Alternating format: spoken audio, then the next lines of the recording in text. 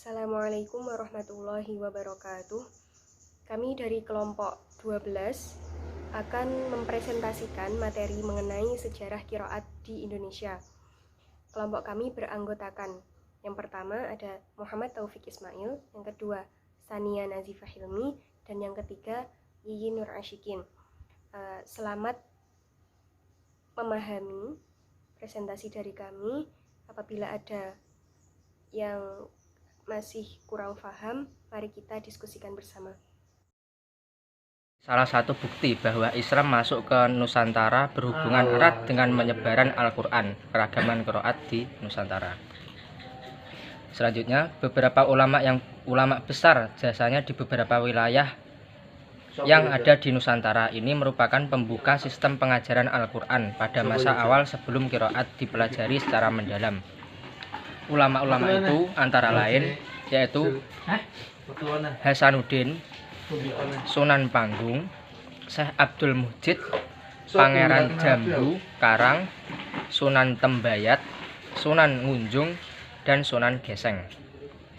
Nah, itu baik presentasi dari saya akan dilanjutkan ke poin yang kedua, yaitu sejarah qiraat di Nusantara oleh pemateri selanjutnya. Pembahasan yang kedua adalah mengenai sejarah qiraat di Nusantara. Penyebaran Islam yang dilakukan oleh ulama Nusantara dalam waktu yang cukup panjang nampaknya dapat dilihat dari warisan mushaf-mushaf kuno yang banyak terdapat dan dijumpai di seluruh wilayah Nusantara.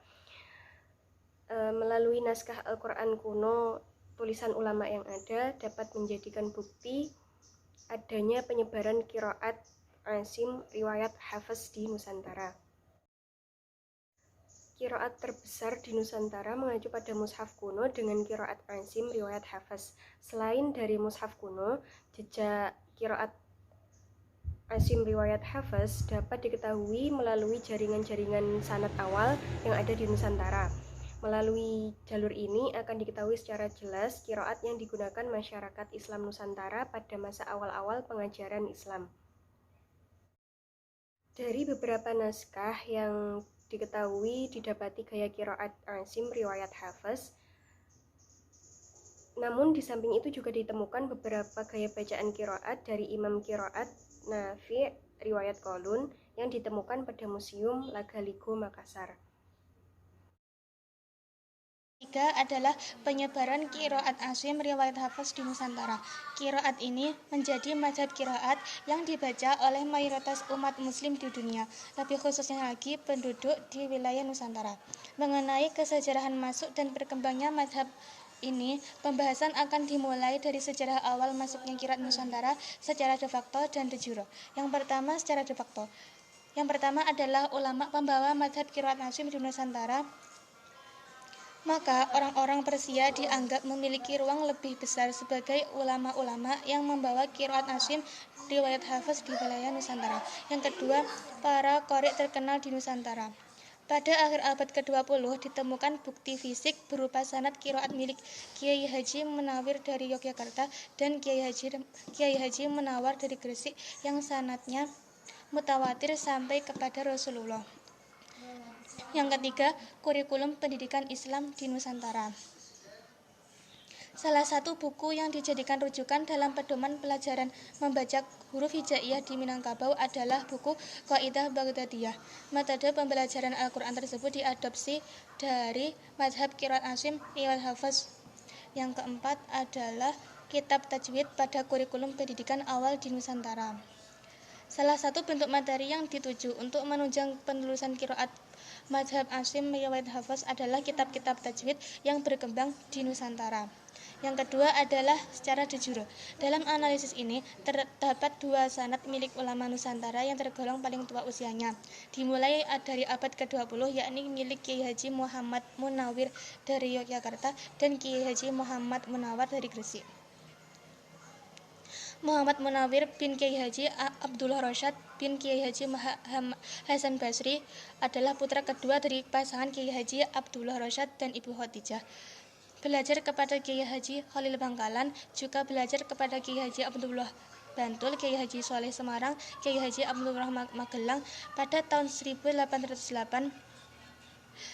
meneruskan pendidikan studinya ke Makkah Mukarramah dan Madinah Al-Munawwarah. Di Makkah, beliau berkonsentrasi pada ilmu bidang Al-Quran. Sedangkan di Madinah, selama 5 tahun beliau mempelajari ilmu tauhid, ilmu fikih, ilmu bahasa, dan lain-lain. Yang kedua adalah beliau Munawwar bin Haji Nur. Beliau lahir pada tahun 1884 dan wafat pada tahun 1994. Lembar sanad Muhammad Munawwir dan Munawwar memiliki kesamaan, baik dari sisi jumlah mata rantai maupun redaksi yang digunakan. Dapat disimpulkan, lembar sanad Kiai Haji Munawwir dan Kiai Haji Munawwar memiliki kesamaan baik dari sisi jumlah mata rantai maupun redaksi yang digunakan. Kalaupun terjadi perbedaan, mungkin hanya secara redaksional saja dan tidak menyentuh esensialnya. Dari segi penyebutan rawi, misalnya, ada 5 perbedaan. Di antaranya, yang pertama, pada mata rantai ke-1, Kiai Haji Munawwir disebutkan Syafi'una wa Nabiyuna Muhammad Rasulullah SAW.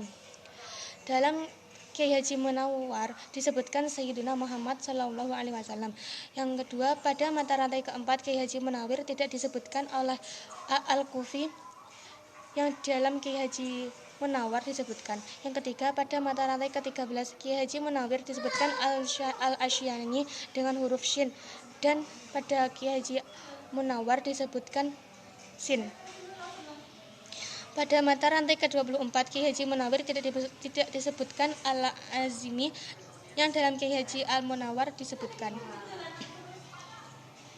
Dari beberapa perbedaan redaksional yang sama sekali tidak menyentuh permasalahan esensial tersebut, dapat disimpulkan bahwa kedua orang ulama tersebut memang mendapatkan sanad dari seorang guru yang sama.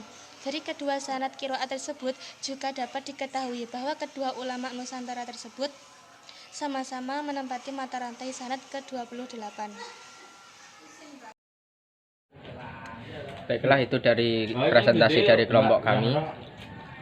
Mulai dari awal hingga akhir banyak sekali kurangnya.